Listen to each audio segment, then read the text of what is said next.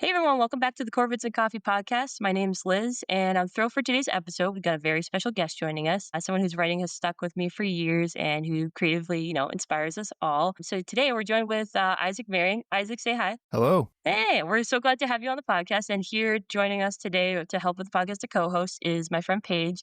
Paige, if you'd like to introduce yourself. Hi, I'm Paige. And we're here to talk about and, just kind of get to know you more and, ask some questions and about your writing and just kind of a little bit of everything and the Bob adventures that you post on Instagram. So let's get into it. All right. So what sparked the idea for R and the warm body story? You can tell us about it. Yeah.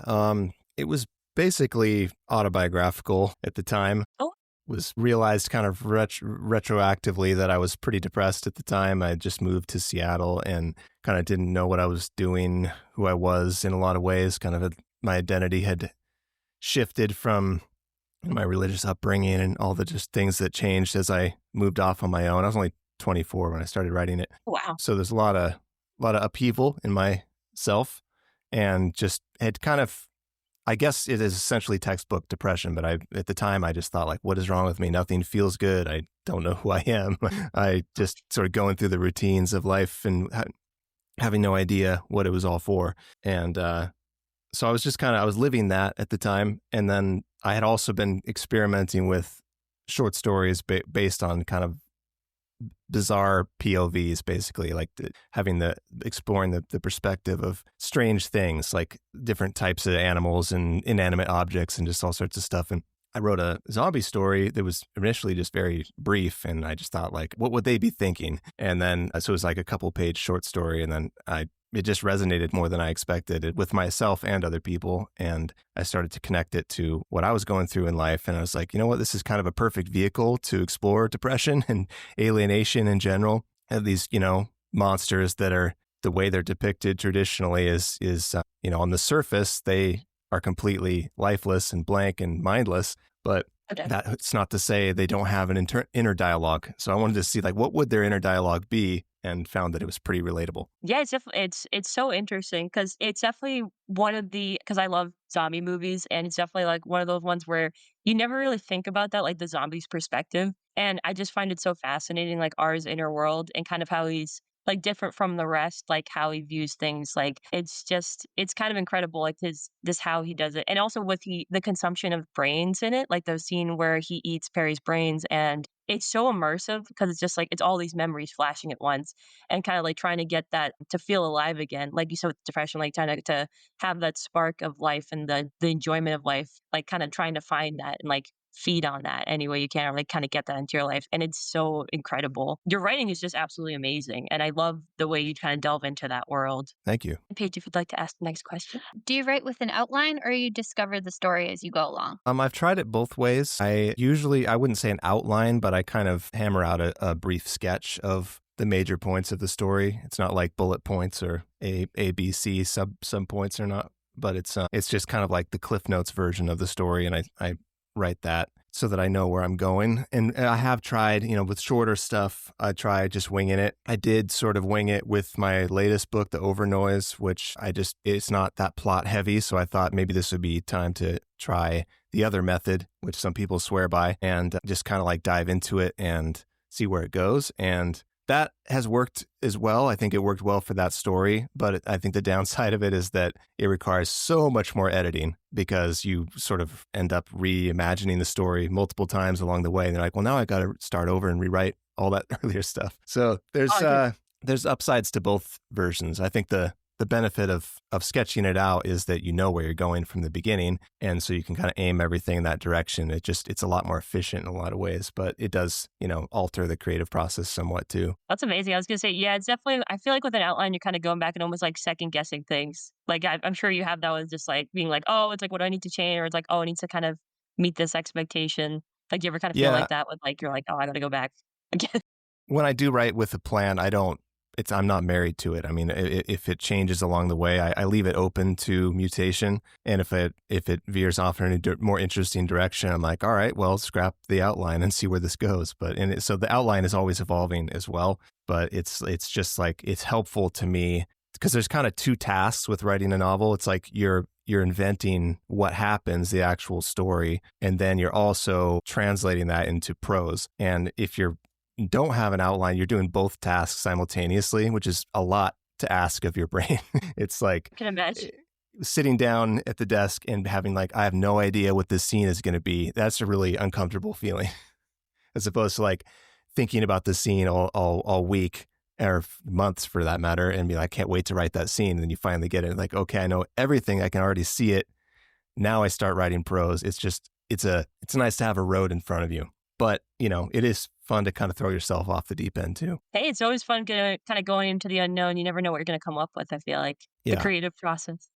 Especially with a story that's not very plot driven. You know, if they're more character driven, more kind of like mood than plot events, then it's more suited to improvisation.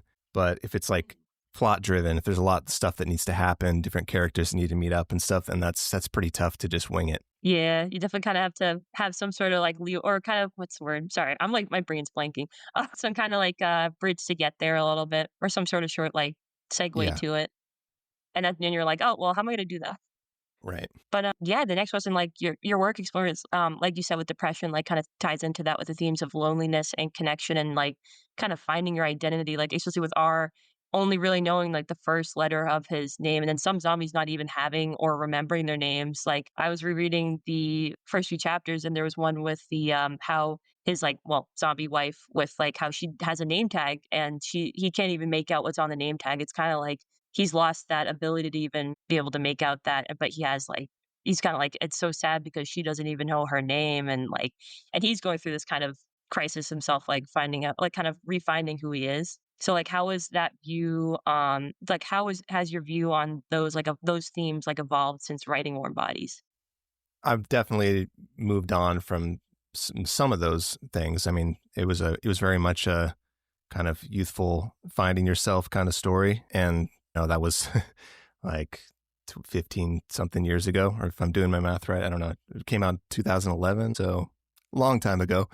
So like I felt like writing that book kind of helped me process the worst of those feelings, but obviously, the feeling of alienation never really goes away. It's just sort of built into your makeup. And so it's an ongoing journey. And I kind of explored that, with the rest of the books in the series, as he overcomes his really, most obvious thing of just literally not being alive. And then it's like, okay, now I'm alive. How do I be a part of society? How do I, have a relationship, and all the more complex elements of it that, was basically my process too. It's like, okay, I finally have motivation to exist in the world. Now what? And so that's what the rest of the story was about. So I spent, 5 years or whatever it was completing that story, which I felt like by the time I finished the last book, I had processed it pretty well for myself. And I felt like I kind of took the characters along with me, or vice versa. And now I've moved on to other problems. But that's such a beautiful thing though, with like, your journey of like kind of self-healing, and like, no one's ever really fully healed, but it definitely, I think, brings out like the next chapter of your life and a new part of yourself unlocked. And it sounds like it definitely helped you kind of grow into the person you are now, if you would agree. Yeah, I've always kind of used writing as kind of a mechanism to explore my own life. Every book that I've done, I mean, it's all those books so far. Here's Bob crackling around in a bag in the background. You. Just have to tolerate him. Hopefully he doesn't He's like, completely there's wreck the another audio. It's okay. Bob. It's worth it. Bob, give Bob a nice head scritch for us. I did. Don't worry. Thank you. Thank you. What was We I miss you. saying? You kind of derailed. Sorry. Oh, come on. Yeah. He chose Bob's just the like, biggest, I'm more most important. crinkly plastic bag directly next to me, of course. What was I saying? I know I always Go get ahead. off track with that stuff. Cats are good at I that. always have to kind of like play like at least 2 or 3 topics back to be like, okay, what the hell were we talking about? Because me and Paige have that all the time.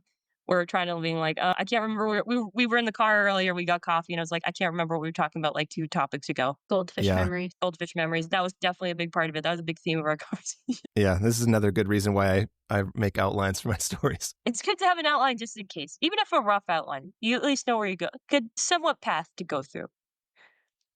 I remember Yeah, what I was this talking about. I was saying that the books are kind of like a therapy vehicle for me, where I use them to explore what I'm dealing with at that time. So it's always very personal, basically. I have yet to write something that's just, I mean, there are characters in those books that are not dealing with my problems, but as far as like the main thrust of the story, it's pretty much always just like a reflection of what's going on in my head at that time. Well, I admire that. What would you say is like the hardest scene you've ever had to write emotionally? Like whether it's for Warm Bodies or just kind of for like any story you've written so far, like in general. That's a big question. Sorry, I kind of stumped you with that one. Well, it could be for Warm Bodies if you want me to like kind of narrow it down a little bit. It would be really hard to even answer that without massive spoilers for any book that it was, because obviously those scenes would probably be the most pivotal scenes in the story. I'm thinking of a few and like, well, I can't really talk about that. But yeah, I mean, I guess probably the most difficult ones are the ones that are they need to be handled delicately in order to not be offensive in some way or be, just getting it wrong as far as portraying experiences that people have in real life. Those are the scariest ones because it's like you're kind of walking a tightrope and I want to tell a story here. But at the same time, like if you're delving into like real shit, you have to be very careful to get it right, or else it's like you've really shot yourself in the foot and made a fool of yourself and possibly hurt people. So there's a few I can think of. There's some in the new book, which would be useful to describe because no one's read it yet. But there's a couple in Warm Bodies series, like involving suicide and things like that I was very cautious of like making sure that I portrayed it authentically so that it didn't come off as exploitative. Oh, no, definitely. You definitely have to kind of handle that. And especially with how people have dealt with those, like just the thoughts or even like having the attempts of it, that personal connection to it. I know I have a friend that has had a personal connection to it before, and it's definitely she does make some dark humor jokes about it, but it's definitely one of those things where it can be triggering for people if they read it and like how they interpret it. So I completely understand. It definitely has got to be very difficult to write, but I think you do it justice. Good to hear. All right, Paige, if you'd like to ask the next question. What is your favorite line you've ever written, and why is that like your favorite or favorite I quote? certainly can't answer that. Okay. I'm not here to toot my own horn. You're welcome to tell me what your favorite line is, but that's not for me to choose. Wait, do you have one actually in the? Come back to me. Wait, come back to you. Wait, I do have one from because Paige brought the books over in person. She brought the new Hunger, and I was reading like the first page of it, and there's the line that really I know it's like oh right at the beginning. But this line, like, I don't know why. I really like this line in it, where it says, time is just a filing system for the vastness of our library, but we linger in the present with the unfinished books, watching them write themselves. And I just thought it was like, holy crap, that's such a line. And it's very powerful. Just like, I'm just like, well, it's like, I need to read the whole thing now. Oh, great. Thank you. It's Yeah, amazing, you want to get some good lines in that first page just so people know what to expect. I usually try to start with a bang. Well, I love that because you've probably, I mean, you've definitely had, I'm sure, had like your books that you've read that you're kind of like, wow, this is a little hard to get into, like the first chapter, first few pages, or even first few chapters for that matter, before you kind of get into the depth of it, or even just the act of it. Books keep me or lose me within the first couple pages generally. I mean, you can tell a lot from even just the first page. And it's sometimes they're kind of neutral. It's like, well, I'm going to have to give this time to see. But there are definitely books where I read the first page and I'm like, this style is not going to work for me. Like, I can't read this. And then sometimes I'm like, okay, here we go. I know it's got to hook you like immediately. Right. Because I know when you read, because you're telling me about Dracula you read, and I was just like, did that take a while to kind of get in, like seep into a little bit? Oh, yes. So the writing style. Yeah. Oh my God. I remember with books and like we've had to read in high school, I remember reading like The Crucible and I was just like, God, this is like. That one was painful. Well, it's like, it's kind of like unnecessary flowery writing, like not even the good, enjoyable kind. It's just it's very dry. There's some that you're like, I can't get into this. The idea of caring at all about the audience's experience, I think, was not invented until much later. The idea of starting with a bang or, trying to draw people into the book, especially at the beginning. Yeah, they didn't care about that back then. They're just like, I'm just doing my thing as long as it takes to get to the point. Yeah. But I don't care if people like this. Here's the story. You're going to shut up and listen. Yeah, you're like, this is how I write it. It is really interesting, though, like books from that era, how there are so many words that to say Oh nothing, man, yeah. like the most Endless. roundabout ways possible to express an idea. It's like, I don't know if that's how people really talked back then, or if it was It, seen as like a mark of quality prose or something, or if it just was a process of whittling it down over the decades to get to where like, we actually want to get to the point. mm-hmm. Oh my God. Yeah. Yeah, it's definitely they would describe things like paragraphs long on one minute detail, and I was just like, I can't like this. I'm starting to have a shorter attention span just reading it. You know. Yeah. Definitely affects it. So, but I was gonna say a big question we wanted to know because we also really love the movie adaptation of Warm Bodies. For the film adaptation, like I would say, what was your involvement with it? Because I know it kind of differs for authors their involvement in the film adaptations of their work and like how much they have like for say in it. Yeah. I was basically in a consultant capacity. I didn't have any control. They could do whatever they wanted, whether I liked it or not, but they did ask my opinion pretty often. And I was able to weigh in on various things and even like read a draft of the script and make notes on it. And some of them they took, some of them they didn't. And I never had a discussion about like whether they were or not. It was kind of just like, well, you're welcome to contribute feedback. And I did, it's hard to, maybe 20 other people said the same thing, or maybe it was me, you never know. But there were some changes, a couple things that I remember pushing that I didn't like. And I kind of said, why are you doing it like this? And they went ahead and did it like that. But mostly, I mean, for the most part, it's I get what they were going for. Like I knew from the beginning that they were gonna, it wasn't gonna be a literary film. It was gonna be kind of aimed at the YA film craze that was happening at the time, and that was inevitable. I mean, it was the same studio that made Twilight, and they're like, "We want our next Twilight." God, did you And I'm like, I don't really want it to be that. It's really not Yeah, that. like, But and the we were director talking didn't about want it it to be earlier. that either. He was like, "I'm not doing Yeah. Twilight," so he definitely pushed in a different direction. But I think there was still like, okay, we still need to hit that market though, like the YA Fan market. service. Yeah. Fan So service. they aged everything down. Everyone's kind of like younger and more casual. The more like arch literary vibes are gone. There actually was a version of it where ours voiceover was much more like the book. It was kind of more sophisticated language and just like more lyrical. And that didn't test well. And they're like, he needs to be more relatable. So they had him redo all the VO. I wish the original VO still existed somewhere. I never actually heard it. I just heard that they brought Nicholas Hoult back in to redo it at some point, and I was like, I wonder what that sounded like. He has the range too. True. But yeah. I was sad that they like changed his outfit from his tie and his suit to just the schlumpy sweatshirt. Yeah, that was one of the things that was part of that effort to make everything sort of more relatable. They were like, well, this raises questions that we don't want to get into, like what, how old is he and where does his background and all this stuff.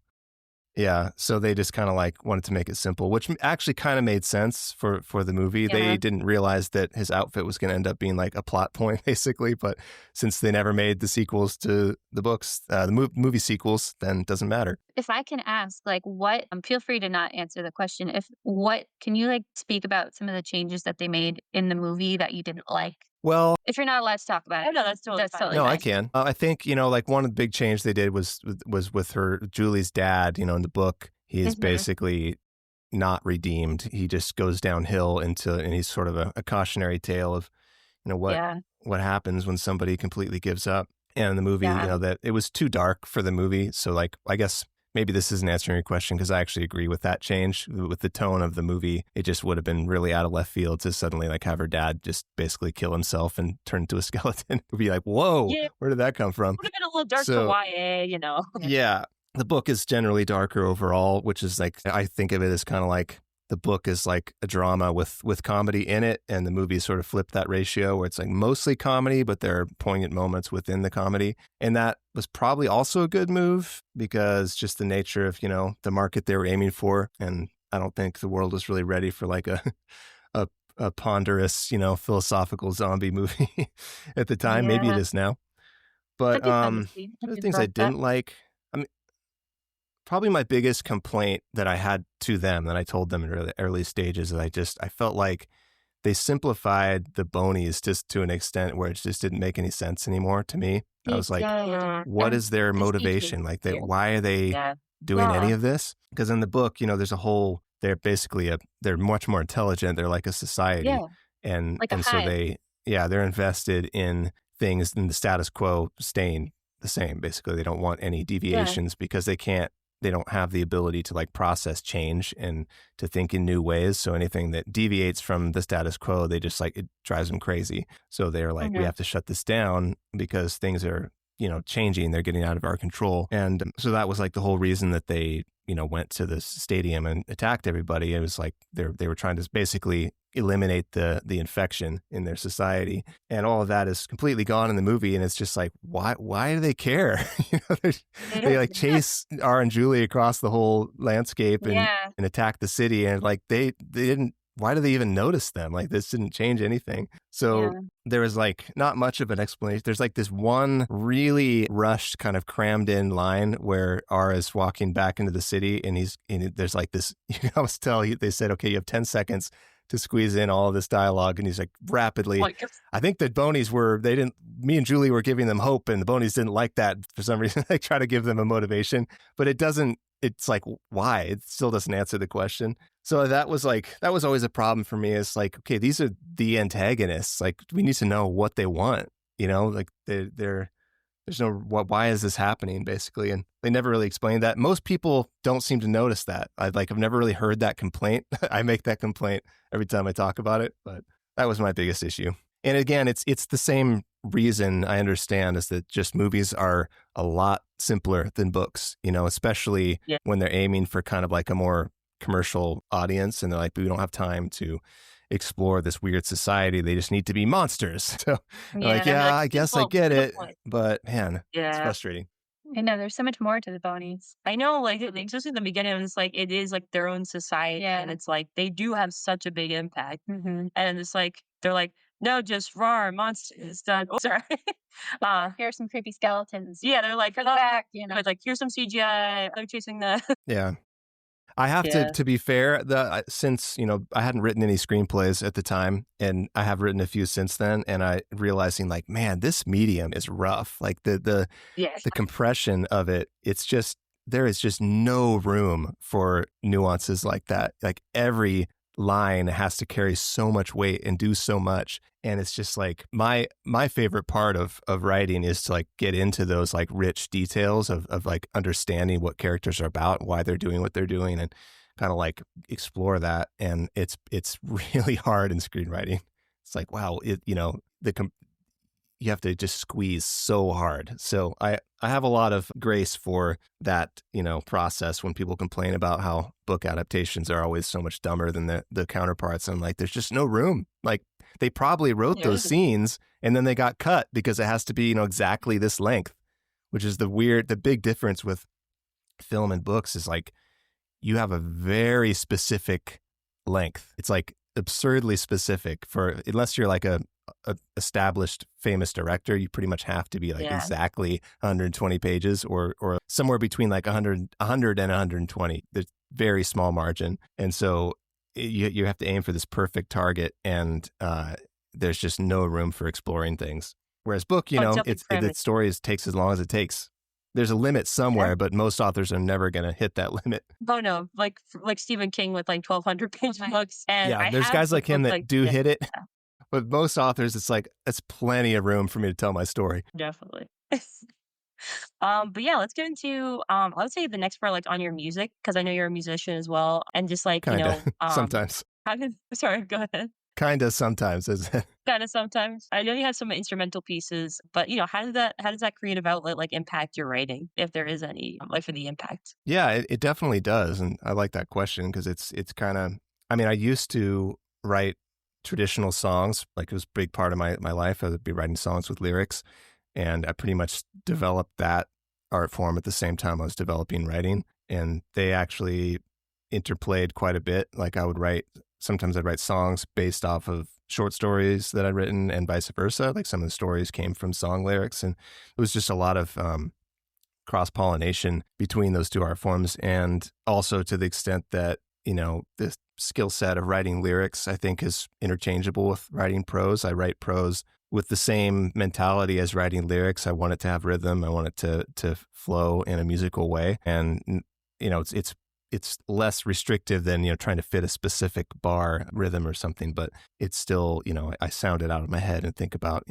how it sounds, not just what the information is. So there's a lot of overlap. I think working in music definitely helps hone that ability. Yeah, they're closely related for me. Oh, I like that. Inspires your work. So I think I might reword the next question a little bit. But if you could so I'm a really big fan of the score of the movie. I think the songs are definitely very reminiscent of the time, and it's kind of like a little comfort album for me. But if you could score the book, what vibe or artists would you want to include? I actually did score the book. I made Oh my God, I'm so I made sorry. a playlist. We're gonna fangirl for a second. So I used to have a whole kind of multimedia playlist on my website that had little snippets of prose written for what scene each song was meant to represent. But that's gone somehow. I had to retool my website, and that page just was lost in the process. The playlist still exists, but the context for how it fits into the story is gone. But, you could still get a vibe from it. Nice. I think it's on, Oh, that's so cool. I think the playlist is on Spotify. Nice. Yeah, because sometimes I'll just listen to the soundtrack of the movie and I'm like, I know exactly which scene this is. I love it. Oh my God. That's so cool. I'm gonna have to look that up. Well, I think because I was listening to this past week, because there was, what was it? It was Shell Sweet by Chad Valley, and I love that song so much in the movie. It always reminds me of Warm Bodies, and it's so good. Would you Yeah. speaking I of actually think score or yeah? I actually think the music of the movie is probably the closest thing to the tone of the book. The movie itself often is pretty different tone, but the music, not just the songs, but the actual score, the orchestral part, I was really, really pleased to see that they took that seriously. There's a lot of people hear about the concept of Warm Bodies and are like, oh, so it's like a spoof, right? It's silly. And they took it seriously with the emotions of it. There's a few scenes in the movie that really kind of wipe away the silly grin. It's okay, this is actual thoughts and emotions here. And so, yeah, the score is really beautiful at times. Actually, weird recursive kind of thing that happened where as I was writing the sequel books, the rest of the series, I was sometimes using the movie score as my writing music, which is really weird feeling. It's somebody actually composed my own custom writing music that I can use for the rest of the books. Oh, that's awesome. That just makes us feel so bad. So amazing. I'm sorry, we're just fangirling over here. This is just take your time. This is I can't listen to MGMT without being just be that song. It will always forever be forever the Warm Body song, and it's M83. Yeah, M83. I was like, wait, where's MGMT? There's a couple songs that sound like them. But it's a dark sound. I have this weird thing where if two things start with the same letter, I get them confused. So sorry. I'm sorry. M83, not MGMT. I'm so sorry. Yeah, I feel that song kind of became the unofficial theme song of the movie somehow. Yeah. It's not placed any more prominently than the rest, but it just that's Warm Bodies. Yeah. Oh yeah. And I love the classics. I'm such an 80s nut and a 90s nut. I love the fact that you have Missing You by John Wade on there. It's just, I feel that was just it's so good. And I'm just and I always associate it with Warm Bodies whenever I hear it. So I'm and I've just been listening to it on repeat this past week. Yeah, the only thing that I wish had happened with the soundtrack, I mean, they originally were going to use the Sinatra songs that are in the book, because that's, Sinatra's basically a plot point in the story, and there's a lot of scenes where you hear songs from him in the book, and it would have been cool to have that element a little bit more of a classic vibe, which the book has. The outfit is more classical, everything about it is a little bit more mature, but they couldn't do the Sinatra because it's just too expensive to license. Yeah. And so I think it also just ultimately, it fits the hoodie look better to him listening to 80s pop music. But the red tie, it's such a staple though for the book.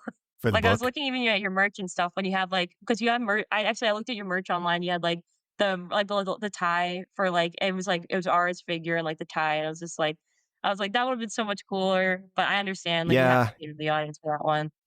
My big disappointment with that is mostly just that the iconic image of him is not the iconic image in the book. I think either one of them could have been iconic, but now there's this disparity where nobody recognizes the book version, which is like, well, okay, I either have to, embrace the movie version as my official, vision of him, which I actually did for like a book trailer that I made for The Burning World. I was like, you know what? We're going to show like nobody's going to recognize the guy in the tie. Like we have to put him in the red hoodie.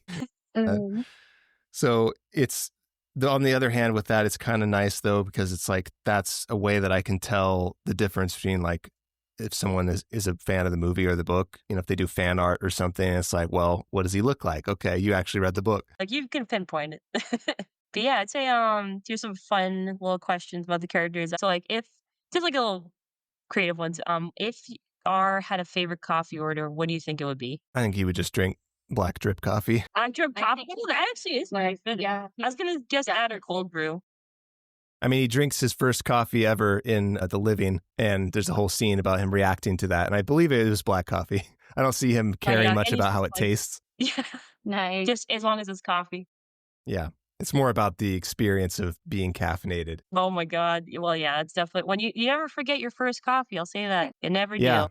I mean, the rest of the series is kind of, in a way, it's like he's a newborn and he's experiencing human things for the first time. And because, he has sort of technically some memories of them, but they're kind of like it happened to a different person. So his first bite of real food, his first coffee, all that stuff is like a moment for him. A new life.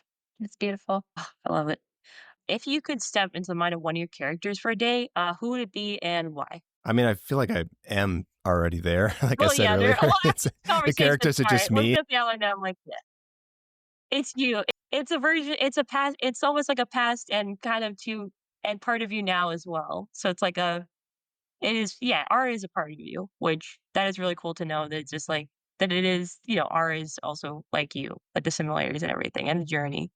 It would be So I nice guess we can to skip step that back one. into his head Well, once like- in a while when I'm feeling like the youthful idealism would be nice to be able to touch once in a while, because that has been somewhat burned out of me. I'm like, remember when I used to believe in humanity and all that stuff? So it'd be nice to go back to that. Yes. I'm working on it. I'm like, trying. Maybe we could like reword like Wish every word. what's your if I was like, work you could pick a character. pick a character and like I'd pick Nora. you pick Nora. Okay. Nora's a badass. I do like R. I do really I love R, especially for low points in my life, like kind of like looking back at it. It's like I do kind of like I'm being like very kind of detached from things, but also I almost feel like kind of outside looking in for things sometimes. I know that sounds really depressing. I do have my mental health problems, and I did go through kind of like a crisis recently with stuff, and I was just like, it's like starting a whole rebuilding your life kind of thing. So the Paige is hugging me right now.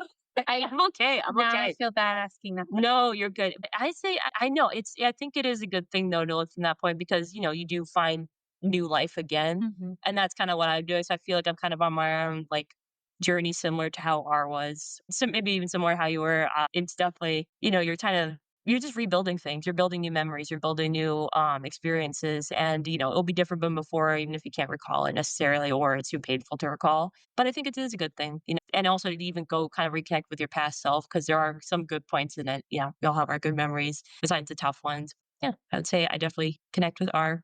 See now in my life. Good luck on that journey. I guess is another lighthearted question. Yeah, not heavy at all. What's something your fans might be surprised to learn about you? You got to narrow it down a little. I'm not sure how to answer that. That's okay if you want to skip it. Yeah.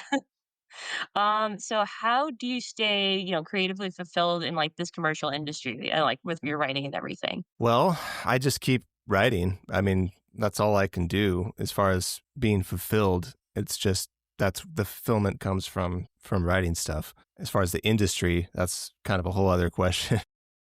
That's more about having readers and a career. And as far as how to keep doing that, you're asking the wrong guy. It's been a rough road. Yeah. Well, it's good to not be so, strict to the trends of everything and, having your own independence. It's good creatively, not professionally. Professionally, you absolutely should be selling your soul and doing the exact same thing that follows the trend every time. Oh, yeah. Don't be the same. Those are the boring books. You just copy and paste. Yeah. For a lot of I mean, that's how I feel about it. It's and before I got into this industry, I didn't realize how formulaic they want you to be. Like if you do anything different, it's just like, no, get back in that box. And it's pretty bleak, really, because I Mhm. love variety. I crave novelty, and every idea I have is completely different from the previous one. So when Yeah. I found out that like if you want to be a successful author, you have to find your niche and just keep plowing that row, Mhm. that sucks. Like, I don't want to do Yeah. that. No, you should be able to So explore the variety of like, any kind of writing you want to do, especially it's like, with starting the overnoid, like, kind of venturing into something else. I think you should continue to do that. It's almost like when people get typecast in Hollywood to a Yeah. specific role and it ruins some people's careers doing that. Like, you shouldn't be afraid to, leave off even if it comes with a lull in that journey. Like, yeah, I think it's often I kind of better. don't have a choice either way because I've thought about it. I've briefly entertained the idea, like, could I pander basically? Could I just like do what the Mhm. industry wants me to? And I just can't. Like, if I'm not No. excited about a story, I physically can't write it. So I have to be inspired and like, I have to feel the idea kind of crackling in me to be able to do anything with it. And so that's just whatever it is. I can't really choose. I can't be like, well, this book fits the market of 2025 summer, so I'll do that one now. It's whatever comes to me. So what happens after that is, there's business strategy and things could be maybe timed better and things like that. But as far as what I write, it is what it is. If you could go back in time and give your younger self creative advice, what would it be? Well, I would have loved to know about what I just talked about, that there is basically there's no leeway. Like I had this idea after I finished Warm Bodies. I thought that the success gives you time to kind of explore and do other stuff and just sort of like you have some enough momentum that you can cruise for a while. So I knew, I was going to write more books in that series. I had the story in my head, but there was other stuff I wanted to experiment with too. And I was like, well, why not now? Now if everyone's paying attention, this is a good time to get people to notice, my obscure experimental short stories. And nobody told me not to do that. So if I had known that basically the publishing industry resets its memory like every 2 years, and if you're not, if you didn't have something come out that year, they don't know who you are anymore. Turns out that's how it works. And if I'd known that, I would have been like, maybe I'll just continue the series immediately instead of writing short stories and screenplays and experimenting around like that. So it would have been nice to know that's how it works. That's really good to know.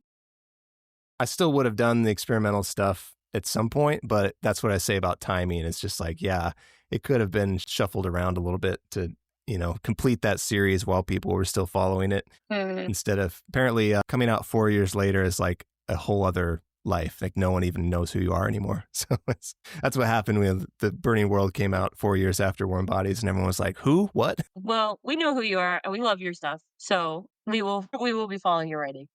Thank you.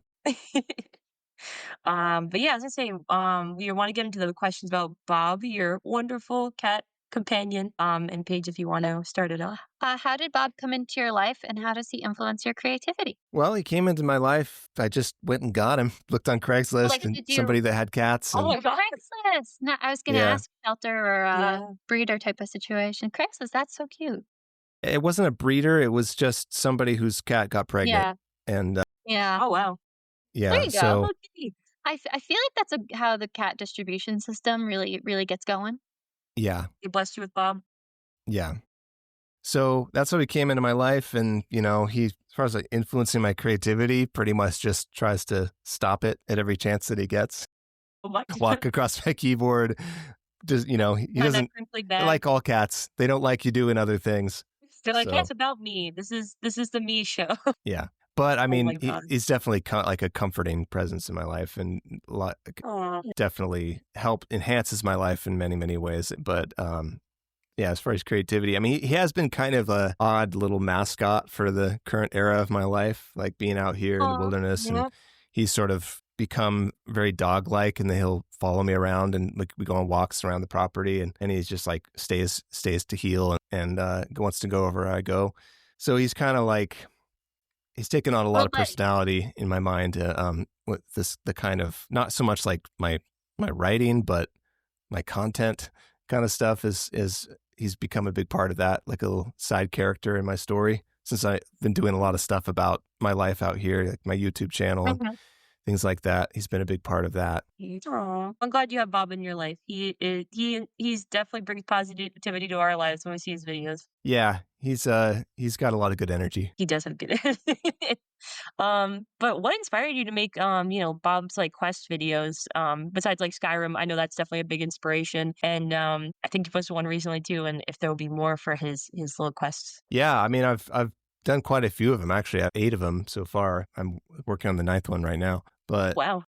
yeah, what started it? I mean, there's something about when he's out there in the field. The first one I did, he's sitting on a bench out in the middle of just a big field next to a tree, and just the way that he sits there like an NPC just waiting to talk to you, like you're walking up to him across the field and he's just waiting there to interact with me. It's like, it just reminded me of the way it works in video games where there's just like a guy standing there, waiting for you to talk to him, and then suddenly a quest starts. And it just struck me as reminiscent of that, how that works in games. And I thought it would be fun to, put dialogue to his movements. And first one was really simple, and then I just kind of got more and more elaborate to now where they're like 3 minutes long, and they're little sagas where there's other animal characters, birds and snakes and deer, and just doing the dialogue for them all is really fun because I have all this footage that I'm just capturing all the time. Like whenever I see an animal, so if something interesting happens, I'll just make a video, and then later I'm like, okay, how can I stitch all this together into a narrative of some kind and make it funny?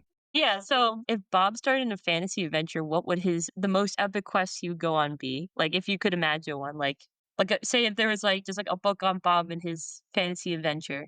I don't It's know. okay if you want to skip. I'm doing the best I can to imagine that with these videos, I guess. I don't see him being anything serious. He's a goofball. He's a goofball.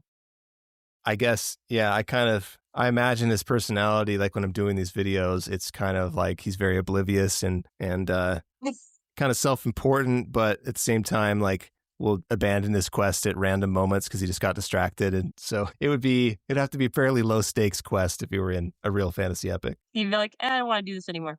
Yeah. That dragon can wait until tomorrow. That dragon. I have a few moments in these videos where that happens, where he's just like, I've lost interest, starts rolling on the ground. Oh, I love the rolls. Girls on the ground. But yeah, we have a fun segment for the end, crow call wrap up. So kind of like a rapid fire question round. Obviously we can slow it down a little bit more. So yeah, we're just going to ask you some, fun, whimsical questions and, just say the first thing that comes to mind. You're cool with that? Perfect. So coffee or tea? Very nice. Writing at night or early in the morning? Early morning. Very nice. A book you wrote. That's, I don't have an answer to that. I can't imagine writing anyone else's book. It's a very personal thing. That's okay. If you were a bird, what kind of bird would you be? Probably a crow. No, Raven. Still Corvid, but yeah. Excellent. I applaud you, Isaac. That's not just to pander to you guys. There are a lot of ravens out here, and I really like their vibe. I like the way they do things. They're so smart. I say raven much more so than crows. I think crows are a little more gregarious than me, but ravens are kind of chill, and they are a little quieter and slower. Yeah. I was going to say Paige works with a crow. I do, yeah. And I did work with a raven. Yeah. She was very cool. I love crows too. I mean, they're just less like me. Yeah. Yeah, they're definitely way different. I want to come back as a crow in my next life. Okay, they seem to have the best time. I mean, they have a culture, a community. They have friends. They play. As far as birds go, I don't see any bird living life better than them. A group of them is called a murder. I love it. Yeah. They also know how to use use their own tools, and they're very smart. Yeah. But not smart enough to have existential crisis. They hit the sweet spot of intelligence, just smart enough to thrive and have fun, but not to be miserable. Yeah, that's just for us. That's just the existential dread's just for us. Yeah. Yeah, we overshot with intelligence. We're paying for it now. Yeah. Kidding. Yeah. Okay, zombie apocalypse weapon of choice. Oh yes, and I will turn on the camera because I do have one I think you'll like, but I want to hear your answer first. I mean, of course, it varies depending on the type of zombie and all that. Assuming we're talking about traditional slow zombies. Yeah. Yes. I mean, I feel like you can't really beat a sword because it doesn't have any ammo or fuel, and true. You just chop their head off. True. They're not going to block your sword. They're just going to walk toward you and you just swing it. Mm-hmm. So I feel like it'd be pretty easy. I mean, you could just chop their arm off. Anything they reach towards you, just chop it off. So how would they even get you? Yeah. Chainsaws are, traditional, but then you need gas and maintenance and all that stuff. So it's a short-lived weapon. Yeah, I Yeah. definitely go like machete, definitely sharp object. Machete. And then mine is actually from one of my favorite zombie movies. Besides yours, that's also good. A cricket bat Yeah. Classic. from Shaun of the Dead. I don't know if you've seen it, but Yeah. I'd say it's light enough, but it does get some good head damage in. So yeah, I don't mind it. Even though I don't play cricket by any means. I don't know the sport. And here you go, Paige, you can handle it. Let's see what's the next one. Oh yeah, weirdest. You can skip this one if you want, but weirdest fan comment you've ever received. Probably, well, it wasn't a fan per se, but public in some way. People like were actually giving me death threats early on when the first my news God. about the movie came out. Somebody made a meme. It was like the Joker from The Dark Knight, where he says, "It's simple, kill the Batman," and it had Batman crossed out, said Isaac Marion. Oh my So like God. they were trying to protect the zombie genre from me, and so the solution was to kill Oh, me, come on. which was Oh, pretty that's strange. I'm Whoa. so sorry. I was It gonna was say, a big, yeah, it what was a big asshole. panic God. that this movie was going to twilightify their beloved zombie genre. Listen, it did not. And if they should read the book first or anything. I was gonna say they should. Oh my God, that's ridiculous. I hate when people do. It's like just people on the internet doing shit. They shouldn't even be saying that. It's It's really just funny ridiculous. to me. I mean, like they don't even know their own genre because like some of the most Yeah, they do.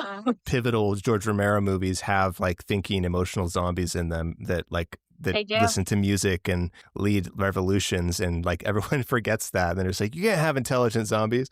Never, it ruins the whole concept. No, I would say I thought it's a very interesting take on zombies, and it is one of my favorites. Like it definitely, and also I just love the monster genre, and especially for books that explore like more of the monster's perspective on things. It's just a very refreshing approach. I think they're just jealous they couldn't write something that amazing.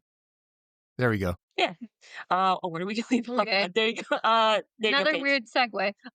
One song that lives in your head rent free. Got no answer to that. That's okay. I don't know if we can skip this one too if you want, but a quote or phrase you live by. Don't have that one either. That's okay. They just want to. Gosh, it's a little silly. Yeah. If R and Julie had a couple's Halloween costume, what would they be? That's an interesting one. To imagine like in their universe, what would be considered like pop culture. Yeah. God, that's tough.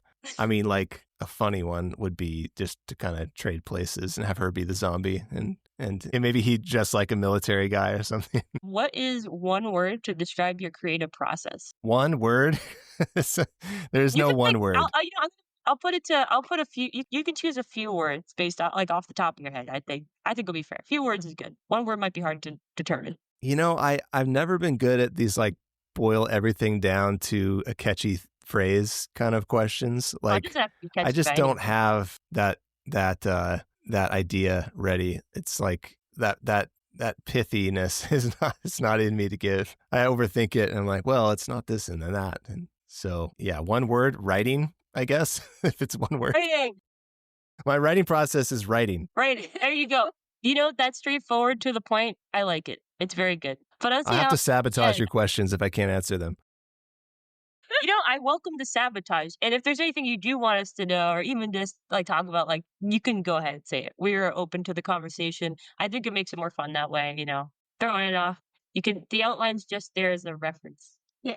There's no rule. There's no rules. No rules. But yeah, I'd say, Isaac, thank you so much for, joining us today. And like this, I hope this is like first of many. I hope you'll come back and join us for another episode. Maybe we talk about like a different genre if you want, or even like zombie genre. We'd love to be here. Paige, you would love to be here. Yeah. Hopefully I'll have a new book to talk about in the near future.